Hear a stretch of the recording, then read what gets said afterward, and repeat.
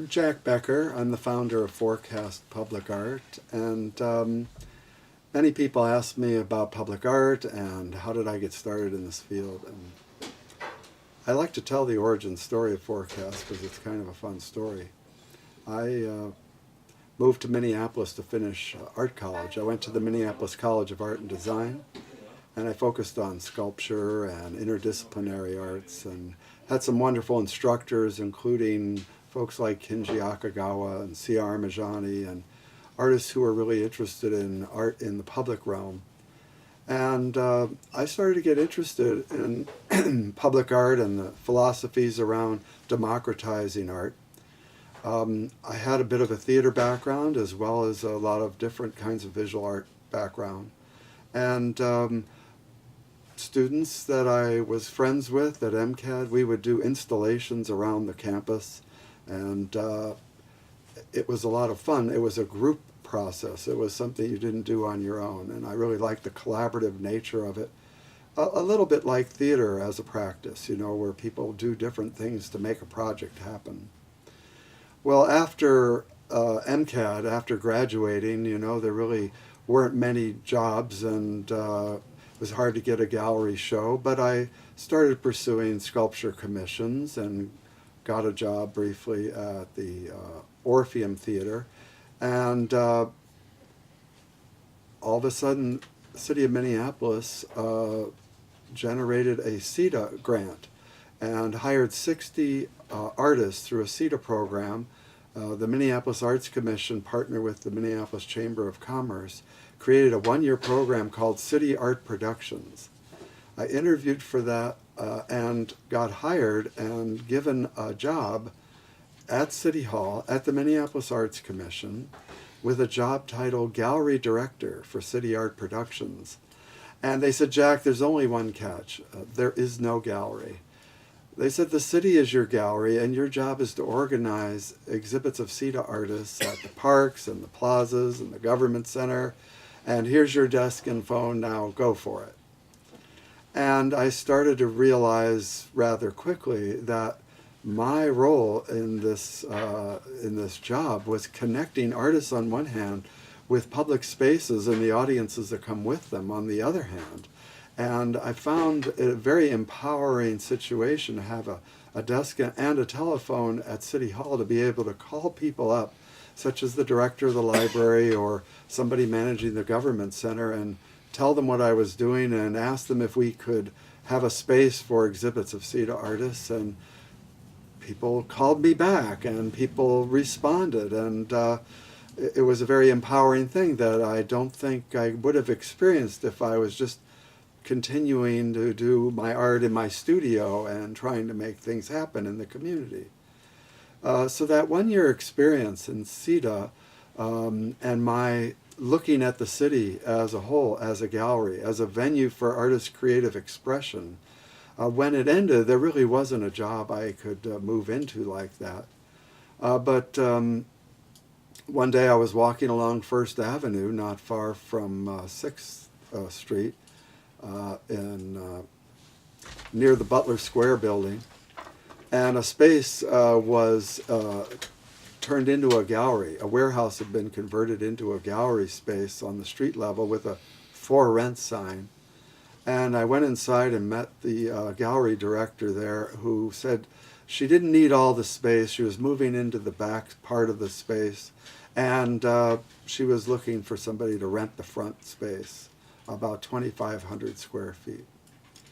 So during that time in the country, there was an alternative art space movement going on where artists were taking over vacant storefronts and warehouses and turning them into art spaces they could use however they want, especially of a non-commercial nature. And I called my CETA friends and come over and see this space. And before long, we decided to rent the space, and we needed a name for it. And there were all kinds of great suggestions, such as the Gopher Gallery. We're in Minnesota. The Hubert H. Humphrey Memorial Gallery. We might be able to get funding if we called it that. And one night, I woke up in the middle of the night, and the name Forecast came to me. along with this image of a Magritte-like figure with an umbrella. And Forecast Gallery became the name of the space. And after 10 months of paying rent and hosting shows by artists in that space, as well as performances and events and activities in conjunction with some of the other galleries in the area, we abandoned the space and started looking for vacant storefronts and public spaces to program. And Forecast Gallery became Forecast Public Art Space Productions, which now, 40 years later, since that was 1978, it's Forecast Public Art. And I'm glad to say I'm still involved in the organization.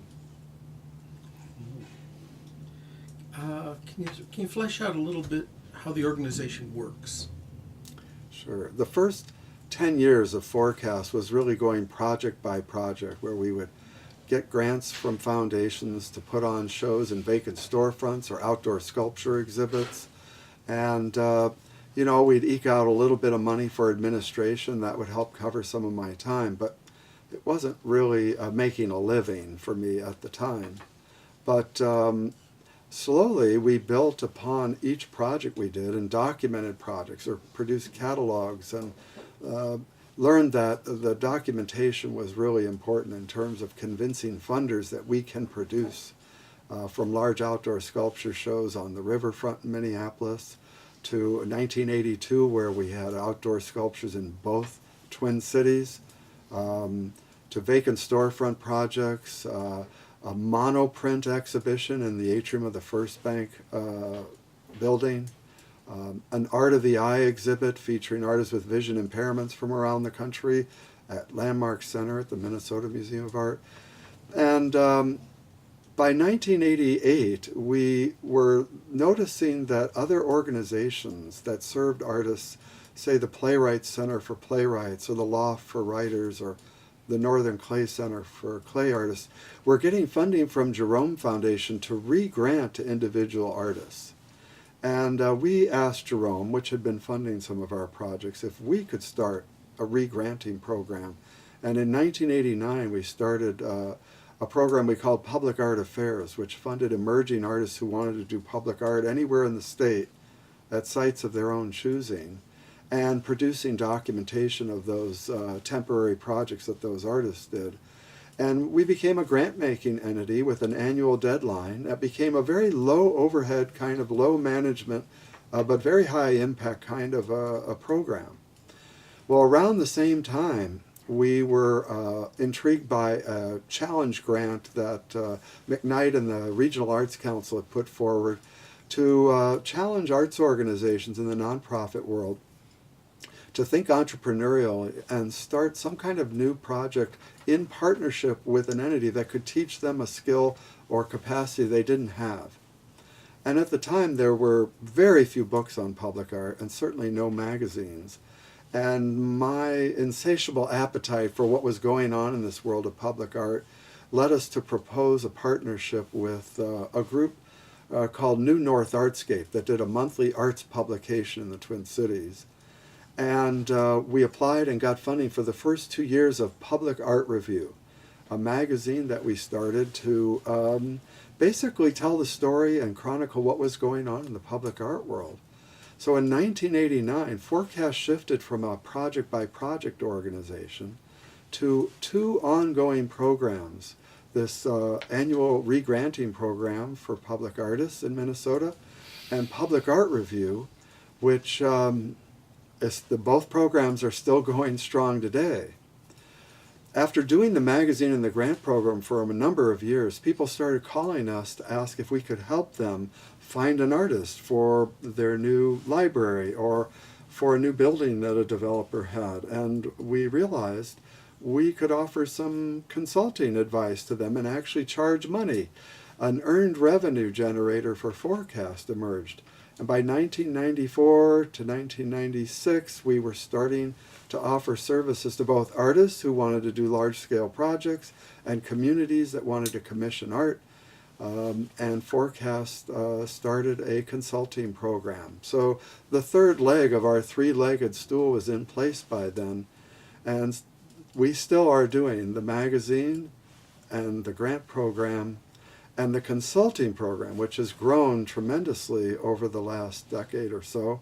So much so that I, 2 years ago, asked the board of directors if I could transition from being executive director to heading up the consulting program and try and grow a team of consultants.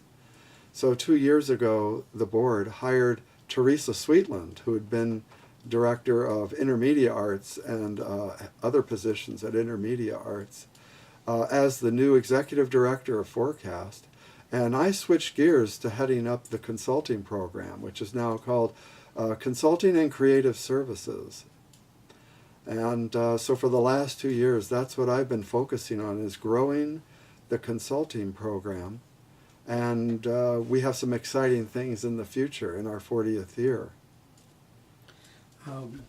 Just a couple of things to clarify what you're up to. Are you exclusively focused on temporary exhibitions of some sort or another? No, Forecast has a very broad definition of public art. We think about art as sort of a field of inquiry in which artists are exploring the public realm in all kinds of ways. The grant program for artists, with the funding that we have, first off, I should say Forecast doesn't own or maintain a collection of public art ourselves, but we help facilitate both temporary and permanent and fixed public art, as well as performances and events that happen in the public realm. And the consulting also includes helping cities that want to develop public art master plans or streetscape plans, or we might be on a team with an architect or an engineer that's doing a master plan for the riverfront in St. Paul. And they want to know about where are their public art opportunities along that corridor or in their city. And a lot of the artists who've gone through our grant program later become candidates for commission projects that we do for clients. So I would say our consulting program, about 1/3 of the projects we do are helping people who want to commission permanent fixed public art. Another third are people who are looking to develop plans or capacity building. And the other third of the work we're doing now is about knowledge sharing and sort of downloading what we've learned over the 40 years to create educational materials and workshops and trainings for artists, as well as allied professions in the field. So when you were explaining one of the big things you learned a minute ago, it sounded like this business about documentation was huge. Learning how important it was to document these installations or exhibits. Can you say a little bit about what's involved in documentation? Documentation, like I said early on when we were going project by project, became really a valuable tool for us to show what we did as a temporary project. In fact, the documentation is the only thing that survives. And in those days it was, catalogs or postcards or posters. Eventually, when the grant program started, we sought to include video documentation to help follow the artists and what they were doing with their grants, so that short 3 to 5 minute videos could be produced at the end that helped tell their story, both for the benefit of the artists who needed portfolio materials and marketing materials, but again also for Forecast to show people this is what we're funding.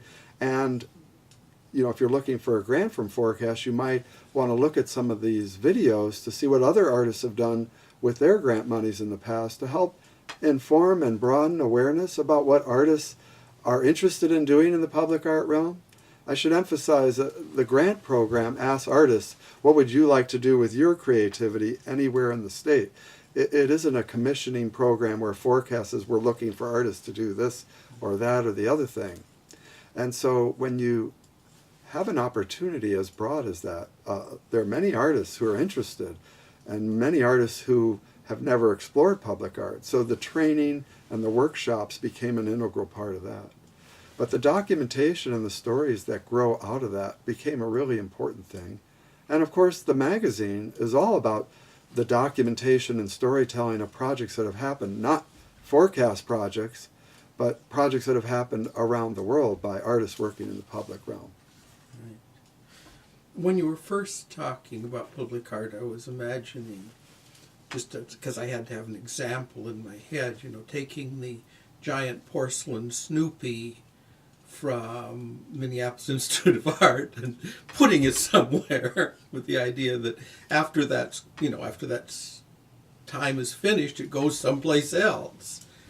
But I'm now understanding at least some of these public art things, installations and so forth, are things that return to lumber and paper and glue the day after the show. Is that right? I mean, should I understand the kind of thing that goes out or that gets put up? Well, the range of what artists are doing in public spaces is very broad, and I want to distinguish between art in public places and public art, which has evolved as a form that is more contextualized in terms of the artists and the process. So let's just talk for a second about art in public places. If you go to the Minneapolis Sculpture Garden outside the Walker Arts Center, you'll see basically an outdoor version of a museum with sculptures in it. Mm-hmm. That's art in public places. Those pieces may have come from other collections and other sculpture parks and been relocated there, and they're beautiful works, many of them, and they might add, to the aesthetic enjoyment and for people who want to visit. A couple pieces might be like the Spoon Bridge in Cherry, designed quite specifically for that site in Minnesota, in this part of the country. If you think about what connotations a spoon has, or a spoon with a cherry, and this being the food belt, and when it's covered in snow in the winter, does it have a kind of whipped cream look with the Spoon Bridge and Cherry, and feel more like it fits as an icon for Minneapolis or this region. But public art, where artists are actually exploring the public realm and having the context of the location inform the content of the work, meaning, what is it about the history of this place? What is it about the audience that uses this place? What is it about the arc of the sun or the wind, or how the buildings cast a shadow on a space, might I take into account as I design a piece for this place, whether it's temporary or permanent? They're thinking about public art as a process as well as a product, and that process can involve research and engagement with communities. It can involve making social statements that might not otherwise reach audiences in those places. It might be a process that brings people together to create something as a group. As I said before, it's a very collaborative thing. Not to say that there aren't some really successful public art projects, like the Red Ball project of Kurt Preschke, that literally moves from town to town and has different iterations of a giant inflatable red ball squeezed in alleys or tucked into spaces and recontextualized everywhere it goes. But that's unusual in the public art field, and it forces some other considerations for the artist, because he has a red ball that he's moving around to different locations. But, there are a lot of projects that have been successfully or sometimes unsuccessfully relocated from one place to another. One example that's on a lot of people's minds around here is the Scaffold project. Sam Durant, who presented that project in Germany as part of Documenta, where it was in a very different context, placed in the sculpture garden outside the Walker Arts Center. Very different context, and I would say it didn't take into account some of the contextual issues that probably should have been considered. So I'm imagining things on a continuum from ephemeral to permanent on one dimension, and from site-specific to, in some sense, universal on another continuum. And a third dimension is from fairly private space, privately owned public spaces, to very publicly owned spaces. And oftentimes we'll walk around a city, see a vacant lot with an artwork in it. We don't know if the city owns it, if it's privately owned. Even parkland these days, there's privately owned parks, like the Gold Medal Park by the Guthrie Theater, with lots of sculptures. In fact, several pieces that were moved from the Walker Sculpture Garden there before they, redid the sculpture park a year ago. Yeah. So privately owned public spaces, or POPs, is becoming a big deal. The privatization of public space is another big deal. And you know, we could talk about public space for another hour, you know, and what is the psychology of what happens in public space. Or if you think about it from an anthropological standpoint, you know, observing how people's behavior changes in public space when, say, seating is added, or a green space is added, or a performance event is now happening in that space. Yeah. I keep coming back to thinking about my gym, which is next to a brewery. And I walk in and there's this huge neon thing on the left. And I'm looking at the stairway going up, and then to the right there are the big tanks for the brewery coming through. And I always walk in and I think, this is a very specific impression. I'm not sure whether somebody planned it, whether it just happened, but it's like walking into a piece of sculpture. And it happened partly because this was an old mattress factory redone, and partly because somebody paid a little bit of attention to not junking it up too badly. Well, like architects, I think public artists are in the experience business. They're literally in the business of creating and shaping experiences for audiences like yourself, going into spaces, being surrounded by the built environment. And when you think about, say, again, the analogy between public art and theater, not only is there a process that's collaborative, but the end result is this kind of dynamic, interactive experience where it's not don't touch and please be quiet like the experiences we might have in museums.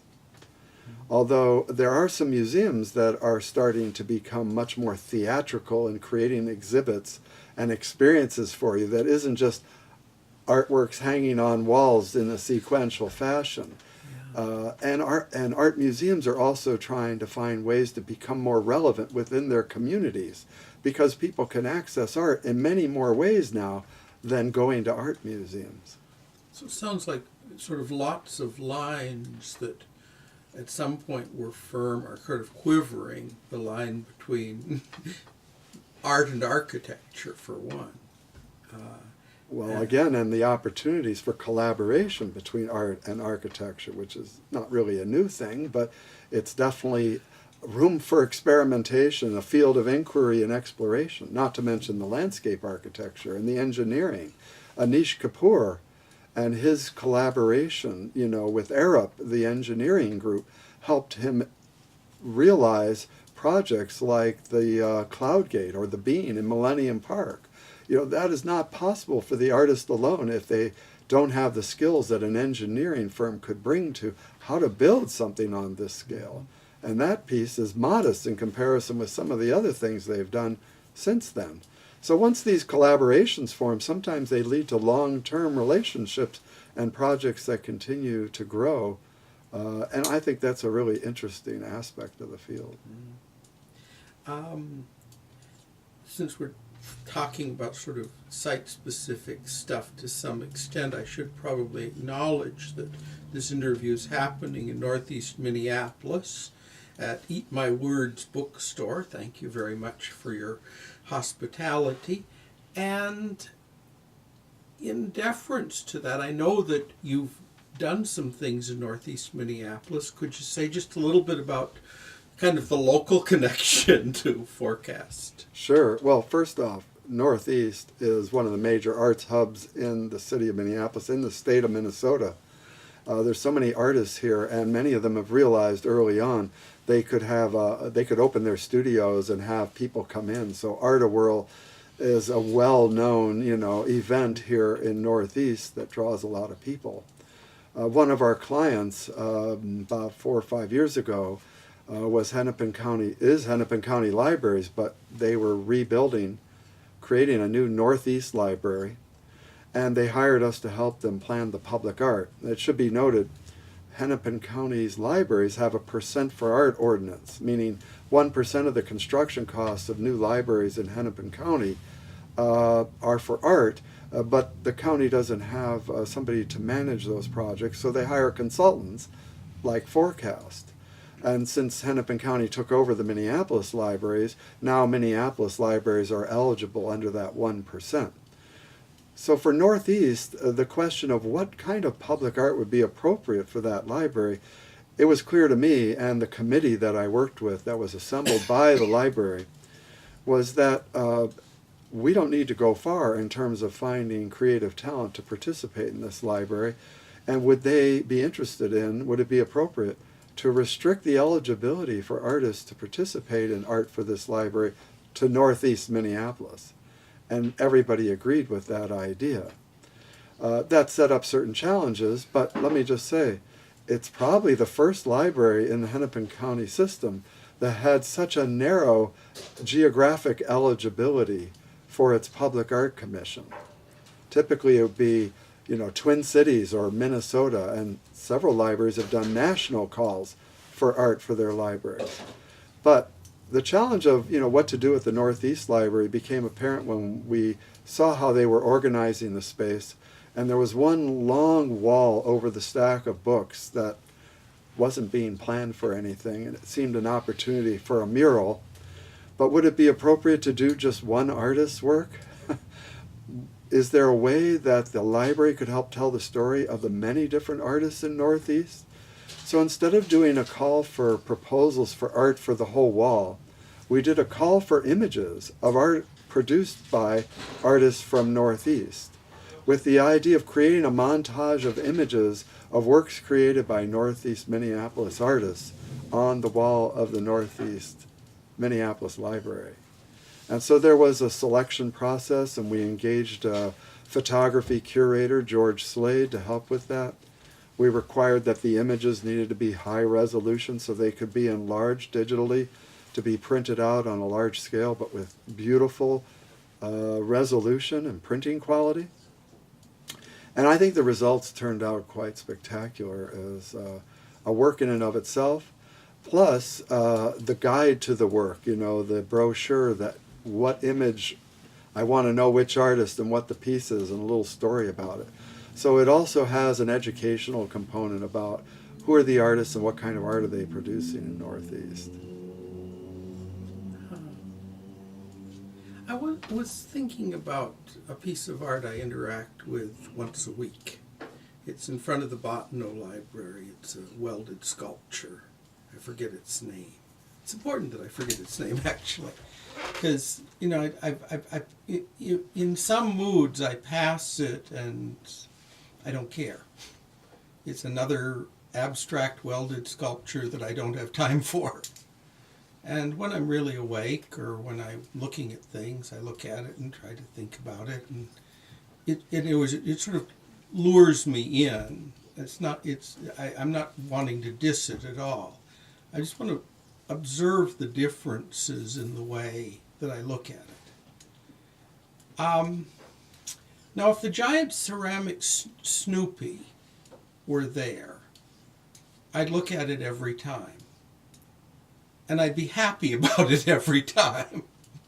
Because it's a very easy thing to look at. And it has all kinds of pretty interesting connections for me to Charles Schultz and the comic and so forth. So I guess the thing I'm curious about is, there's comfort and challenge, and how do you think about balancing comfort and challenge? I mean, one question you could ask would be, what's going to make most of the visitors to this place happiest most of the time? And there's a pretty definite answer to that. I think there's a definite direction. And the other is, what's going to intrigue people some of the time in ways they're not usually intrigued, and lead them into thinking about things they probably should be thinking about. How do you balance that? How do you think that through when you're thinking about first off, public art? it's a very challenging conversation we could have about what makes good public art and in whose opinion and who's deciding whether it's good. And some of the most controversial and detested public art in the history of the world is now some of the most beloved iconic art in the world. So the Eiffel Tower and the Gateway Arch and the Statue of Liberty, not to mention the Mile-In's Vietnam Veterans Memorial. These were hotly contested projects when they were first proposed, and even after they were installed. There was protests, for Mile-In's project. There was no flag, there was no soldier. And yet now it's one of the most popular, memorials in the nation's capital. So time also plays a factor, not to mention your mood and your emotion when you approach a piece. These are all important psychological factors, not to mention what season it is, whether you have time in your day, whether you're thinking about something that resonates. But for me, I think public art, especially fixed public art that's in the landscape as part of the built environment, should reward repeated visits and viewings. If it's the same thing every time, and I've seen that, been there, done that, it can become invisible and unimportant to me, even though for newcomers it might be the most exciting thing. But you have to think, I guess, about the audience. Who's the audience you're serving, and is it over a long period of time? And how can a piece remain relevant within a space that's going through changes, including the cultural demographics of the place that it's in, and culture and cultural orientation of public space and visual forms and even colors, all varies. You and I don't see the world the same way, and we certainly don't look at public art the same way. I might get really tired of that Snoopy after a while. In fact, the Snoopies that were up all over St. Paul, people got really tired of those. And it's one of the reasons I am a big fan of temporary public art. You can try things out and see what works and what doesn't, and use it as a planning tool and a way of audience development strategies. What works, what doesn't? Should we do more of this? Shouldn't we? This is why it's a field of inquiry. It isn't a science to the point where if you do this, you can expect this result every time, or the same sculpture put in two different places will have the same results from audiences. This is why we have a real dearth of, in-depth studies about this field of, if you do this kind of public art, you will get this kind of reaction. Or if you do a Millennium Park in your city, you will have the same results that Chicago had. I'm pretty sure that's not the case. But I will say that the success of Millennium Park influenced tons of other outdoor sculpture parks that have happened around the country since then. And it has to do with cultural tourism and where are places we can go and hang out and take pictures. Likewise, the Snoopies on Parade, that turned into a Charlie Brown and then a Lucy and then a Linus and then a Snoopy again with Woodstock. It was because the tourism that it generated and the sponsorships around it, not to mention the auctioning off of those pieces at the end of their season for a good cause. That's why they got relocated to whoever bought those pieces that wanted to host them later somewhere else. Generated income. And now there are a set of cast bronze Peanuts characters at Landmark Plaza near the Landmark Center in St. Paul. Again, honoring Charles Schulz. But the money to pay for those cast bronze versions came from the sales that were generated out of the previous temporary Snoopies and Charlie Browns that were created. Now, as you know, that grew out of what happened in Chicago, the Cows on Parade many years ago, which was actually a replication of what happened in Switzerland, where the Cows on Parade started. And out of the Cows on Parade, some 40 or 50 different plastic, animals is popped up around the country. Austin, Minnesota with, pigs, and Milwaukee also had hogs. It's interesting how cities adopted different kinds of plastic animals, and some people would argue it's not public art, but I'd say it's a subset of the public art field. They're one-liners, and they're usually cause-related.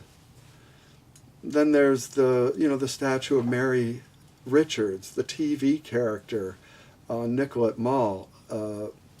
Mary Tyler Moore portrayed Mary Richards in her TV show. In the opening credits, there she was throwing her tam in the air, and that was cast in bronze. Sponsored by TV Land, a division of Viacom. It wasn't the city of Minneapolis commissioning a statue of Mary Tyler Moore as a memorial to her. But does the public know that? Do you know where the sculpture in front of the Bottineau Library came from, who paid for it, who the artist was, the story behind it? Most people don't. They don't know the backstories of public art. Hence the other reason there's a need for documentation and storytelling and putting this information out there for people to learn about. And there's new smartphone apps now that help people learn about public art on site, sort of like a museum guide. These are all helping, in my opinion, raise the awareness, understanding, appreciation, and eventual support for the field of public art as it's growing and evolving and expanding. I'm remembering something that I saw as a problem when I was working in downtown St. Paul in the late 70s into the early 80s. And that was the incredibly boring walls that went on and on through the skyways. The blank walls of St. Paul? Yeah. Do you know the story of William Holly White, the famous urbanist? No. He visited St. Paul and declared it the blank wall capital of the world. Well, I came to that conclusion totally independently, and so for a while I was trying in a very feeble way to do something about it, put together something called the Wall Space Project, and I was trying to figure, because the other thing that's happened, video lets you do this. I mean, I one of the guys I visit is a superb artist. He invented his own genre and brought it to whatever perfection he could, and then stopped doing it. So, and his house is 8 deep on all sides with his work, which he'd love to see displayed, but he does. Well, there's no mediation in a certain way. The blank walls of St. Paul need his cactuses, and his cactuses need the blank walls of St. Paul, but never the twain shall meet. Well, there actually was a cataloging at one time of the blank walls of St. Paul, so it could maybe someday be the mural capital, but it never did reach that point. However, the city of St. Paul has been very supportive of the arts and artists and public art. In addition to Forecast, which is based in St. Paul now, we spent our first 15 years in Minneapolis and been in St. Paul ever since then. There's also Public Art St. Paul, a whole other organization focused on public art that resides in St. Paul and is focused on the city. And the city of St. Paul, I think it was 2015, adopted a public art ordinance that's fairly progressive compared to a lot of cities around the country that have percent for art ordinances. There's maybe 350 cities, counties, and states that have these percent for art ordinances. But St. Paul decided they wanted their ordinance to require artists to be involved early on in the design and planning of public improvement projects. So they have a pretty progressive program in St. Paul, and it's partly due to the work of Public Art St. Paul. Mm-hmm. Anything happening to those blank walls? I haven't been back to There walk the skyways. There are some murals happening in St. Paul, and it's worth visiting again. There's actually art happening in some of the skyways as well. We could have a long conversation about the skyways as venues for public art and my interest in wanting to see more art in the skyways. Interesting phenomena that you have in the Twin Cities that doesn't exist in a lot of cities around the country. But you know, the interesting thing is where artists want to take their creativity outside of traditional venues is really unlimited. And yet the problem is, if they go through art school even, art college, they're not learning as much as they should about the opportunities of working outside of traditional venues, of going beyond trying to sell their art in the marketplace, which I'm going to say, out of all the artists in the world, maybe 2% are making a living through selling their art. So you have to ask, well, what are the other 98% doing? They're either storing their art in their own studios and homes 8 deep, they're getting straight jobs, and their work isn't being seen by a lot of people. So the fact is the educational system really needs to be retooled to help more artists learn about these opportunities for taking their creativity into the public realm where it could do a lot of good. Even just artists as creative problem solvers can do a lot of good. So at Forecast, we believe artists should be at every table. You know, from city council to neighborhood organizations to whatever kinds of planning that's going on and designing. You know, having the artists and their kind of out-of-the-box thinking, it's really a critical component that can help improve the built environment and allow us to participate, you know, the community to participate in shaping the built environment we want for ourselves instead of accepting whatever people give us, you know, the city, developers, corporations, right? What about, do we have a say in creating and shaping the public realm? Why aren't we teaching people that at an early age? And so what kinds of materials would be useful to educators to help make that possible?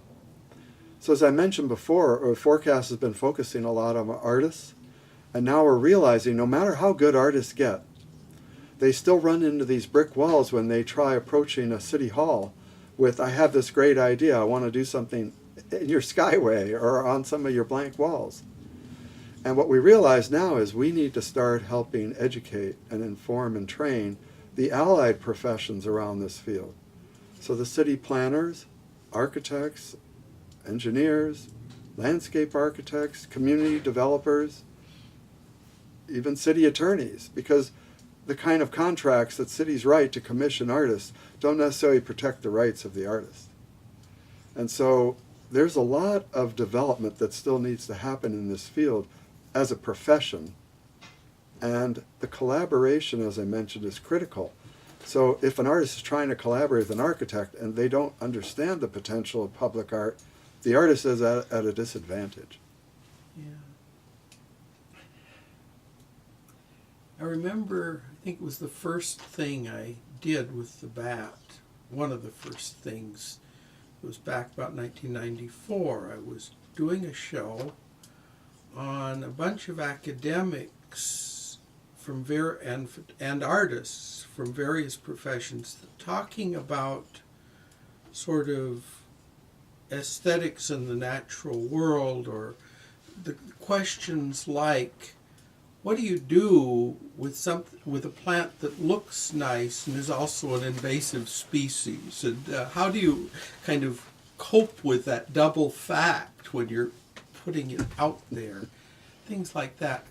The person I talked to, Marcia Eaton, said it took him a year, these different people, to get anywhere near on the same wavelength. Then they started feeling pretty comfortable talking about issues of aesthetics and coming to some common ground. So you've worked with this stuff. What do you know about how to make decent conversations happen across different agendas, different trainings, and so forth? Well, I guess over time I've learned to help navigate that realm, and maybe it's partly, you know, my upbringing and the experience working in theater where it's a interaction and a dialogue, you know, cause and effect of letting the other person speak and doing some listening and facilitating conversations and finding out who's not speaking and could we pause for a minute and hear from the people who aren't being heard. Equity is a big issue right now, and racism is a huge issue right now. And if we don't start listening more, you know, we're going to continue with this imbalance that we have in our society right now. So facilitators of conversations, and especially people who can invite people to tell their own stories and give voice to the voiceless, this is a critical need right now in our society, in the world. So public art also has a role to play in that, and I think it's a pretty powerful one, because it is a way of working outside of most traditional systems, inventing the system you need in a given situation, given maybe a conflict between two cultures within a neighborhood, can public art help bridge those two cultures through some kind of project? Maybe a project where the artist works with the kids from families that come from two cultures that are otherwise not talking, or the only time they talk is when there's a conflict. And now their kids are working together and the families get together and see the results. I mean, I've seen artists do this, and it's not magic, but there is a set of best practices that do start to evolve in this field that we hope to capture and create learning materials, educational materials, for people wanting to know about process and techniques and how to facilitate meaningful conversations. I've attended art of hosting methodologies. This is a technique that other people have created and are sharing online for free. We all go to meetings every day, right? How many of them are really meaningful? How many of them go on way too long? You know, is there a way we can construct gatherings and conversations and forums that are a lot more productive than the traditional, we go and listen and we hear the expert talk, right? So there's a lot of new thinking around this, and ways that artists and other creatives are finding to, as I say, sort of bring the stories to the surface that we haven't been hearing or haven't been expressed, or synthesizing issues that are relevant to communities and putting them out there in some form that allows people to have a conversation that otherwise would not. And I think another good value public art has is as a conversation starter. Whether you hate the piece or love it, that could be the starting point. In fact, maybe it's the pieces that people hate that forge more conversations. Hence, the controversial public art becomes the more iconic, meaningful public art. As I sort of suggested early on with these iconic pieces we now accept as, of course, they're critical symbols of world culture and our history. How could they have ever been controversial, right? And contested. So it's really interesting when you think about the dialogical aspects of public art and the democracy in public art and how people get a voice in the process when the artist has the ability to open it up for that engagement and dialogue. And so social practice is another trend, and creative placemaking is a term that's being thrown around. And a lot of it has to do with, you know, social cohesion and addressing community health issues, and artists looking at where are the problems that need solving and how can I as a creative person help be some kind of a healing force within that equation. I'm thinking about the Vietnam Memorial in particular for a second. There are things added to it, but one way of reading it is the United States got in to a very deep hole and then got out slowly at immense cost. There may be varieties of ways of putting this, but that's how it hit me when I walked down and then up again. And that was a very particular and rather controversial statement about the war, perhaps more widely accepted today than it was when the thing was put up.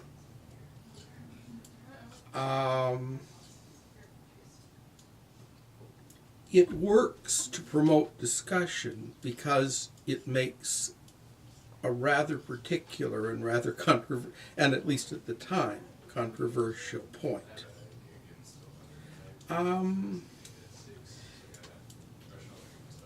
How does it work? I mean, if we get a bunch of people together to say, what kind of a memorial do we want? And there are super patriots on one side and super anti-war people on the other, and they get around the table. What one kind of expects will happen is a compromise. Yep. And a compromise is not Maya Lin's War Memorial.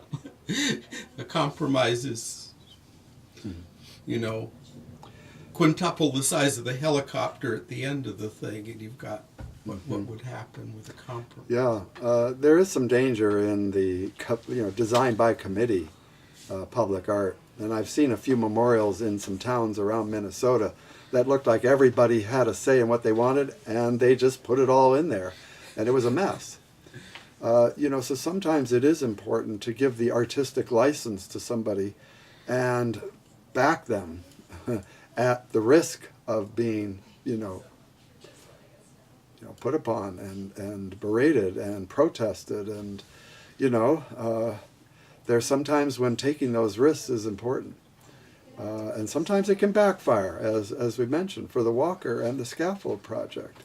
It was not the right time and place to do that project.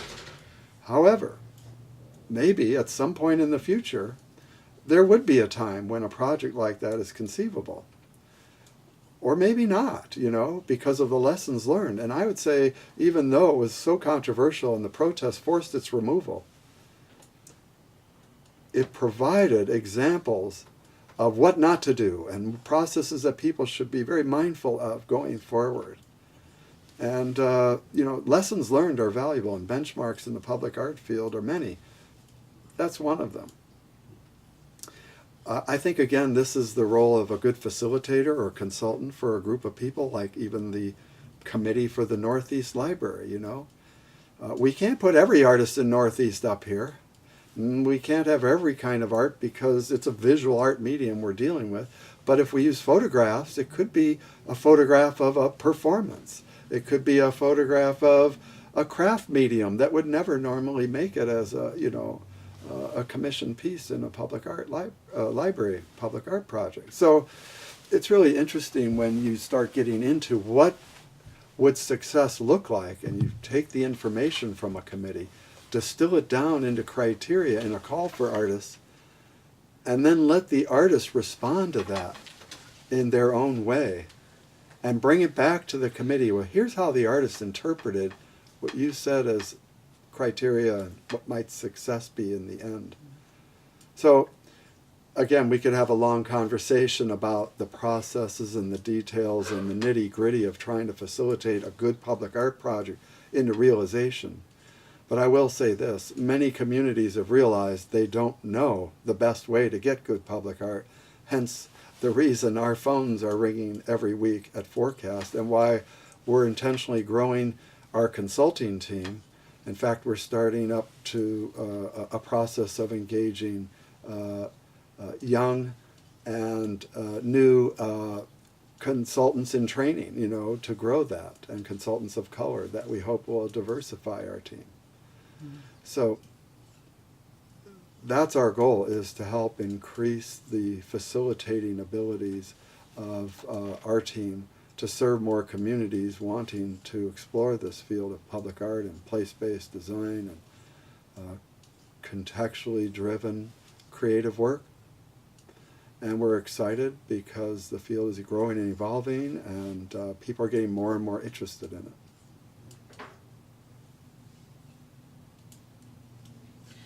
I'm thinking of a sort of funny dilemma, almost like an ethics case study. I mean, suppose I'm in one of those roles where I actually get to say what goes in the courtyard.